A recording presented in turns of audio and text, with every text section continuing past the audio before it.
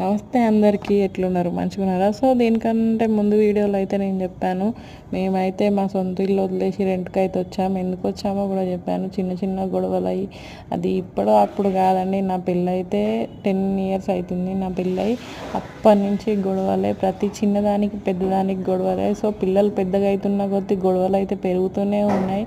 ప్రతి విషయంలో గొడవ పెట్టుకోవడం అయితే నాకైతే అస్సలు నచ్చలేదన్నమాట. సో అలాంటి వాతావరణంలో పెరిగితే పిల్లలు కూడా అట్లనే తయారవుతారని చెప్పేసి మేమైతే వేరే దగ్గరికి అయితే రెంట్కు రావాల్సి వచ్చింది.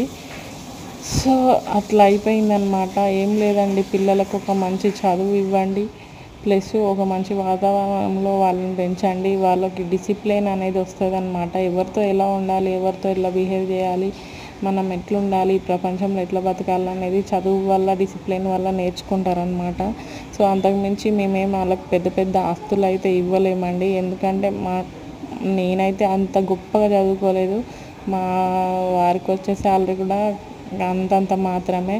సో మేమైతే వాళ్ళకు ఒక మంచి చదివిస్తే చాలు, ఒక డిసిప్లిన్ ఇస్తే చాలని అయితే మేమైతే వచ్చేసామన్నమాట. సో ఈ జన్మలో మేమైతే మళ్ళీ మేము సొంత ఇల్లు కట్టుకుంటామో కట్టుకోమో తెలియదు, కానీ పిల్లల్ని అయితే పక్కా చదివిపిస్తామండి. సో వీడియో నచ్చితే లైక్ అండ్ సబ్స్క్రైబ్ చేసుకోండి.